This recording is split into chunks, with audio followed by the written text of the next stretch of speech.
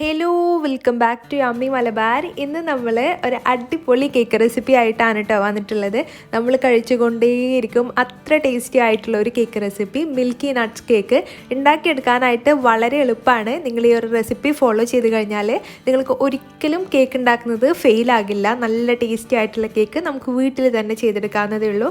അപ്പോൾ നമുക്ക് എങ്ങനെയാണ് ഈ വായിലിട്ടാൽ അലിഞ്ഞിറങ്ങുന്ന ഈ ഒരു ടേസ്റ്റി മിൽക്കി നട്ട്സ് കേക്ക് ചെയ്തെടുക്കാമെന്ന് നമുക്ക് നോക്കാം. ആദ്യം നമുക്ക് ഡ്രൈ ഇൻഗ്രീഡിയൻസ് എല്ലാം ഒന്നങ്ങ് അരിച്ചെടുക്കണം. അപ്പോൾ അതിനായിട്ട് ഒരു അരിപ്പയിലേക്ക് 1 കപ്പ് അളവിൽ മൈദയും 1 ടീസ്പൂൺ അളവിൽ ബേക്കിംഗ് പൗഡറും കൂടി ചേർത്തിട്ട് നല്ലതുപോലെ മിക്സ് ചെയ്തിട്ട് നമുക്ക് അരിച്ചിട്ടൊരു സൈഡിലോട്ട് മാറ്റി വെക്കണം. അപ്പോൾ നമ്മൾ ആദ്യം വാനില സ്പഞ്ചാണ് കേട്ടോ ചെയ്തെടുക്കുന്നത്. വാനില സ്പഞ്ചിലേക്ക് ഞാൻ ബേക്കിംഗ് സോഡ ചേർക്കാറില്ല, ബേക്കിംഗ് പൗഡറേ ചേർക്കാറുള്ളൂ. അപ്പോൾ നമ്മുടെ ഡ്രൈ ഇൻഗ്രീഡിയൻസ് ഇവിടെ റെഡി ആയിട്ടുണ്ട്. ഇനി നമുക്ക് വെറ്റ് ഇൻഗ്രീഡിയൻസ് റെഡിയാക്കി എടുക്കണം. അപ്പോൾ അതിനായിട്ട് ഒരു ബൗൾ എടുക്കുക, അതിലേക്ക് 3 മുട്ട ഒഴിച്ചു കൊടുത്തിട്ടുണ്ട്. അപ്പോൾ ഇത് റൂം ടെമ്പറേച്ചറിലുള്ള മുട്ടയാണ്. തണുത്ത മുട്ട ഫ്രിഡ്ജിൽ നിന്ന് നമ്മൾ ഫ്രിഡ്ജിലാണ് മുട്ട സൂക്ഷിക്കുന്നത് എങ്കിൽ ഒരിക്കലും നിങ്ങൾ കേക്ക് ഉണ്ടാക്കാനായിട്ട് ഡയറക്റ്റായിട്ട് ഉപയോഗിക്കരുത്. ഫ്രിഡ്ജിൽ നിന്ന് പുറത്തേക്ക് എടുത്ത് വെച്ച് അതിൻ്റെ തണുപ്പെല്ലാം മാറിയതിന് ശേഷം മാത്രമേ കേക്ക് ഉണ്ടാക്കാനായിട്ട് നിങ്ങൾ യൂസ് ചെയ്യാൻ പാടുള്ളൂ. അപ്പോൾ നമ്മുടെ ബൗളിലേക്ക് മുട്ട ഒഴിച്ചു കൊടുത്തിട്ടുണ്ട്. എന്നിട്ട് നമുക്ക് 1 ടീസ്പൂൺ അളവിൽ വാനില എസൻസും കൂടി ചേർത്തിട്ട് നമുക്കിത് ജസ്റ്റ് ഒന്ന് ബീറ്റ് ചെയ്തെടുക്കാം. വാനില എസൻസും മുട്ടയും കൂടിയിട്ട് ഒന്നങ്ങ് മിക്സായി വന്നാൽ മതി. ഇതിപ്പോൾ മിക്സ് ആയിട്ടുണ്ട്. ഇനി നമുക്കിതിലേക്ക് പൊടിച്ച പഞ്ചസാര കുറേശ്ശെ ആയിട്ട് ചേർത്തിട്ട് നമുക്ക് നന്നായിട്ട് നല്ല ഫ്ലഫി ആയിട്ട് വരുന്നത് വരെ നമുക്കിതങ്ങ് ബീറ്റ് ചെയ്തെടുക്കണം. അപ്പോൾ പൊടിച്ച പഞ്ചസാരയാണെങ്കിൽ 1 കപ്പ് എടുക്കുക. പൊടിക്കാത്ത പഞ്ചസാരയാണ് നിങ്ങൾ ചേർക്കുന്നതെങ്കിൽ 3/4 കപ്പ് അളവിൽ വേണം ഇതിലേക്ക് ചേർത്ത് കൊടുക്കാനായിട്ട്.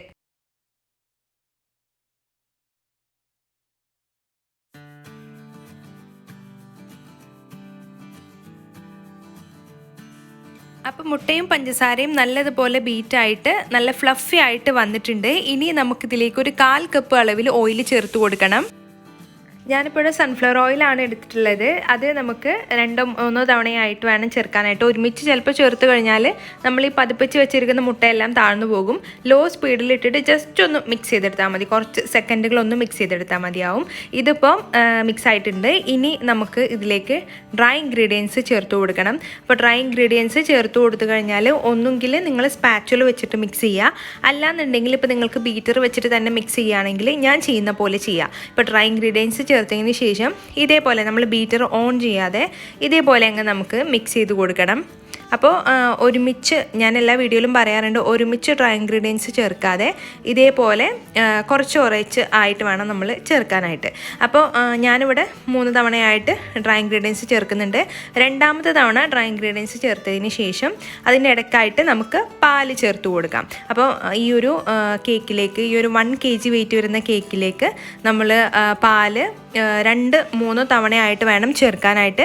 1/4 കപ്പ് അളവിൽ പാല് ചേർത്തിട്ടുണ്ട്. ഇങ്ങനെ ഓൾട്ടർനേറ്റ് ആയിട്ട് ചേർക്കുക. നമ്മൾ പൊടി ചേർക്കുക, പാല് ചേർക്കുക, പൊടി ചേർക്കുക, പാല് ചേർക്കുക, അങ്ങനെ വേണം ചെയ്യാനായിട്ട്. അപ്പോൾ ഡ്രൈ ഇൻഗ്രീഡിയൻസ് കുറച്ചൊന്ന് മിക്സായി വന്നു കഴിഞ്ഞാൽ നമ്മൾ ബീറ്റർ ഫസ്റ്റ് സ്പീഡിലിട്ടിട്ട് ഒന്നങ്ങ് ഓൺ ചെയ്യുക, എന്നിട്ട് നിർത്തുക. സെക്കൻഡുകൾ മാത്രമേ നമ്മൾ ബീറ്റ് ചെയ്യാനായിട്ട് പാടുള്ളൂ കേട്ടോ. അപ്പോൾ നമ്മുടെ പാലും അതേപോലെ തന്നെ മൈദയും മുഴുവനായിട്ട് ചേർത്ത് കൊടുത്ത് കഴിഞ്ഞിട്ടുണ്ട്. എന്നിട്ട് ബീറ്റർ വെച്ചിട്ട് കുറച്ച് സെക്കൻഡുകൾ മാത്രം നമുക്കൊന്ന് ബീറ്റ് ചെയ്തെടുത്താൽ മതി. ഓവറായിട്ട് മിക്സ് ചെയ്ത് കഴിഞ്ഞാൽ ഈ ഒരു ബാറ്റർ അങ്ങ് താഴ്ന്നു പോകും. അപ്പോൾ കേക്ക് ഹാർഡായിട്ട് മാറാനൊക്കെ സാധ്യതയുണ്ട്. അപ്പോൾ ഈ ഒരു വീഡിയോയിൽ കണ്ടില്ലേ, ഞാൻ കുറച്ച് സെക്കൻഡുകളെ ഇത് ബീറ്റ് ചെയ്തിട്ടുള്ളൂ. എന്നിട്ട് നമുക്കൊരു സ്പാച്ചിൽ വെച്ചിട്ട് ഇതിൻ്റെ സൈഡെല്ലാം ഒന്നങ്ങ് സ്ക്രീപ്പ് ചെയ്തിട്ട് നമുക്ക് നമ്മുടെ ബാറ്റർ റെഡിയാക്കി എടുക്കാം. അപ്പോൾ അതേ നമ്മുടെ കേക്കിൻ്റെ ബാറ്റർ ഇവിടെ റെഡി ആയിട്ടുണ്ട്. ഇനി നമുക്കിത് ബേക്ക് ചെയ്യാനായിട്ട് തുടങ്ങാം. അപ്പോൾ അതിനായിട്ട് 7 ഇഞ്ചിൻ്റെ കേക്ക് ടിൻ എടുത്തിട്ടുണ്ട്. അതിൻ്റെ ചുറ്റിലും ഓയിൽ ബ്രഷ് ചെയ്തിട്ടുണ്ട് കേട്ടോ. അപ്പോൾ നിങ്ങളുടെ കയ്യിൽ ബട്ടർ പേപ്പർ ഉണ്ടെങ്കിൽ അത് യൂസ് ചെയ്യുക, അല്ലാന്നുണ്ടെങ്കിൽ ഓയിൽ മാത്രം ബ്രഷ് ചെയ്താൽ മതി. എന്നിട്ട് നമ്മുടെ കേക്കിൻ്റെ ബാറ്റർ ഒഴിച്ചു കൊടുത്തതിന് ശേഷം നല്ലതുപോലെ ടാപ്പ് ചെയ്തിട്ട് നമുക്ക് പ്രീ ഹീറ്റ് ചെയ്ത പാനിൽ വെച്ചിട്ട് നമുക്കിത് ബേക്ക് ചെയ്തെടുക്കാം. അപ്പോൾ 35 മിനിറ്റാണ് നമ്മുടെ ഈ ഒരു കേക്ക് ബേക്ക് ചെയ്യാനെടുത്ത ടൈം. 35 മിനിറ്റ് ശേഷം നമുക്ക് തുറന്നു നോക്കാം. ആ സമയം കൊണ്ട് നമുക്ക് നമ്മുടെ കേക്കിലേക്ക് വേണ്ടിയിട്ടുള്ള വൈറ്റ് ചോക്ലേറ്റ് ഗനാഷ് ചെയ്തെടുക്കണം. അപ്പോൾ അതിനായിട്ടൊരു സോസ് പാൻ എടുത്തിട്ടുണ്ട്. അതിലേക്ക് നമുക്ക് 1/2 കപ്പ് അളവിൽ വിപ്പിംഗ് ക്രീം ചേർത്ത് കൊടുക്കാം. അപ്പോൾ നമ്മുടെ ഈ ഒരു പാന് ചൂടുണ്ട് കേട്ടോ, അതിൻ്റെ പേരിലാണ് ഇങ്ങനെ പെട്ടെന്ന് തന്നെ ക്രീം ചൂടായി വന്നിട്ടുണ്ടായിരുന്നത്. ക്രീം ജസ്റ്റ് ഒന്ന് ചൂടായി വന്നു കഴിഞ്ഞാൽ ഇതിലേക്ക് നമുക്ക് വൈറ്റ് ചോക്ലേറ്റ് ചേർത്ത് കൊടുക്കണം.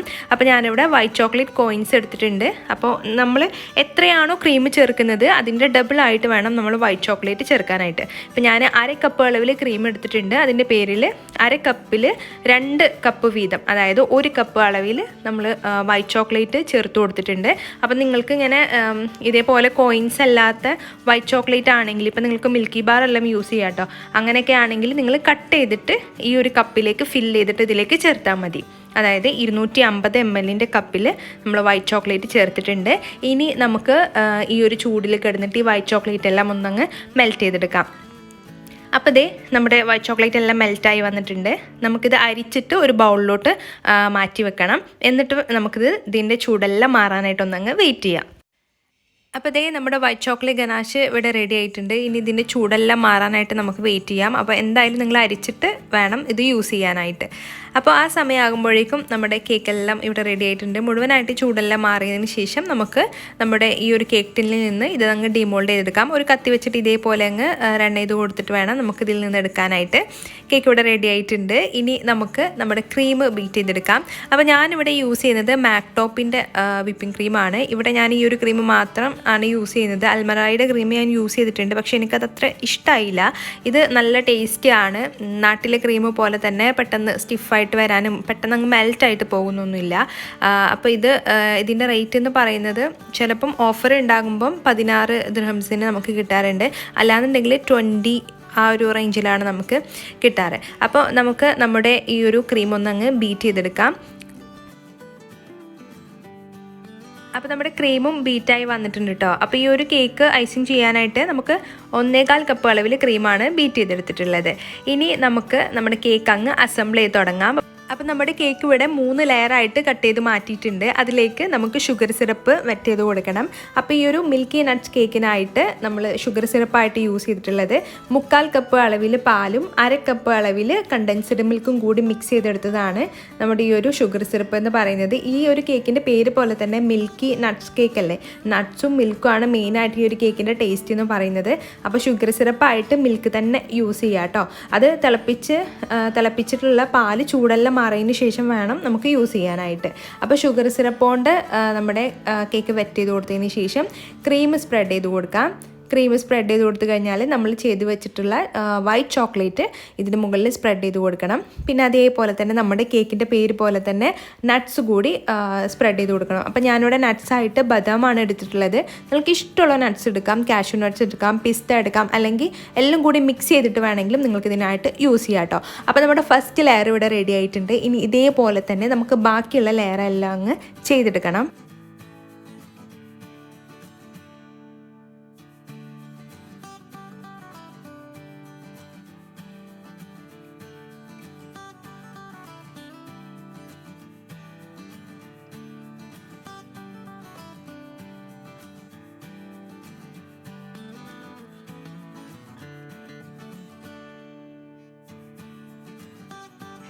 അപ്പോൾ അതേ നമ്മുടെ കേക്ക് ഇവിടെ ക്രം കോട്ട് ചെയ്ത് വെച്ചിട്ടുണ്ട്. ഇനി നമുക്കിത് കേക്ക് ബോർഡിലോട്ട് മാറ്റണം. യൂഷ്വലി ഞാൻ ഇങ്ങനെയാണ് ചെയ്യാറ്. ടേൺ ടേബിളിൻ്റെ മുകളിൽ വെച്ചിട്ട് ക്രം കോട്ട് ചെയ്തതിന് ശേഷം ഞാൻ കേക്ക് ബോർഡിലോട്ട് മാറ്റാറാണ് കേട്ടോ. ഇനി നമുക്കിത് നന്നായിട്ടൊന്ന് തണുപ്പിച്ചെടുത്തിട്ട് വരാം. അപ്പോൾ ഞാനിത് ഫ്രീസറിലാണ് വെക്കുന്നത്. 10 മിനിറ്റ് ഫ്രീസ് ചെയ്തതിന് ശേഷം ഞാനിത് ബാക്കിയുള്ള കോട്ടിംഗ് എല്ലാം ചെയ്തെടുക്കുന്നത്. അപ്പോൾ ശരി, 10 മിനിറ്റ് ശേഷം എടുക്കാം.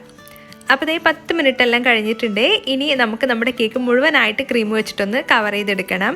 കൂടുതൽ ഡെക്കറേഷൻ ഒന്നുമില്ല, ജസ്റ്റ് ഒന്ന് ഫിനിഷ് ചെയ്തെടുത്തതിന് ശേഷം ഇതിൻ്റെ മുകളിൽ നമ്മുടെ വൈറ്റ് ചോക്ലേറ്റ് ഗനാഷ് സ്പ്രെഡ് ചെയ്യലാണ് കേട്ടോ. സിമ്പിളായിട്ടുള്ള ഡെക്കറേഷനാണ് ചെയ്യുന്നത്. ഇനിയിപ്പോൾ നിങ്ങൾക്ക് ഇഷ്ടമുള്ള പോലെ നിങ്ങളുടെ ക്രിയേറ്റിവിറ്റിക്ക് അനുസരിച്ചിട്ട് നിങ്ങൾക്ക് ഇതിൻ്റെ ഡെക്കറേഷൻ എല്ലാം മാറ്റാം കേട്ടോ.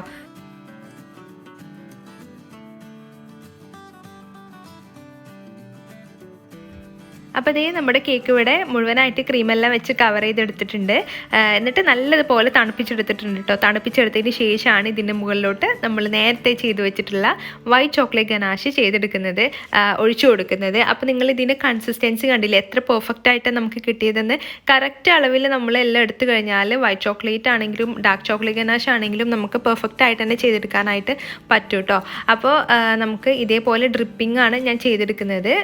ഇതേപോലെ മുഴുവനായിട്ട് മുകളിൽ നമ്മുടെ വൈറ്റ് ചോക്ലേറ്റ് ഗനാഷ് സ്പ്രെഡ് ചെയ്ത് കൊടുത്തതിന് ശേഷം സൈഡിലും മുകളിലും ആയിട്ട് കുറച്ച് നട്ട്സും കൂടി വെച്ച് കൊടുത്ത് കഴിഞ്ഞാൽ നമ്മുടെ ടേസ്റ്റി ആയിട്ടുള്ള മിൽക്കി നട്ട്സ് കേക്ക് റെഡി ആയിട്ടുണ്ട് കേട്ടോ. ഇത്രയേ ഉള്ളൂ നമ്മുടെ ഈ ഒരു റെസിപ്പി ചെയ്തെടുക്കാനായിട്ട്. വളരെ എളുപ്പമല്ലേ? എളുപ്പമെന്ന് മാത്രമല്ല നല്ല നല്ല ടേസ്റ്റിയാണ് കേട്ടോ കഴിക്കാനായിട്ട്. വായിലിട്ടാൽ ഇങ്ങനെ അലിഞ്ഞിറങ്ങും. അപ്പോൾ ഇത് ആർക്കും ചെയ്തെടുക്കാവുന്നതേ ഉള്ളൂ. ഓവനൊന്നും ഇല്ലാതെയാണ് നമ്മൾ ഈ ഒരു റെസിപ്പി ചെയ്തെടുത്തിട്ടുള്ളത്. ഞാനിത് കട്ട് ചെയ്ത് കാണിച്ചു തരാം. അത്രയും സോഫ്റ്റായിട്ടാണ് നമുക്ക് കിട്ടിയിട്ടുള്ളത്. അപ്പോൾ കണ്ടില്ലേ, ഈ കത്തി താഴ്ന്നതേ അറിയുന്നില്ല. അത്ര സോഫ്റ്റായിട്ടാണ് നമുക്ക് ഈ ഒരു കേക്ക് കിട്ടിയിട്ടുള്ളത്. അപ്പോൾ എല്ലാവരും ഈ ടേസ്റ്റി ആയിട്ടുള്ള കേക്ക് ട്രൈ ചെയ്യാതെ പോകരുത്. ഉറപ്പായിട്ടും ട്രൈ ചെയ്ത് നോക്കുക. ട്രൈ ചെയ്തിട്ട് ഫീഡ്ബാക്ക് അറിയിക്കാൻ മറക്കരുത്. പിന്നെ വീഡിയോ ഇഷ്ടമായി കഴിഞ്ഞാൽ എല്ലാവരും ഒന്ന് ലൈക്ക് ചെയ്യുക, ഷെയർ ചെയ്യുക. പിന്നെ നമ്മുടെ ചാനൽ ഇതുവരെയും സബ്സ്ക്രൈബ് ചെയ്യാതെ കാണുന്നവരുണ്ടെങ്കിൽ ഒന്ന് സബ്സ്ക്രൈബും ചെയ്തേക്കണേ. താങ്ക്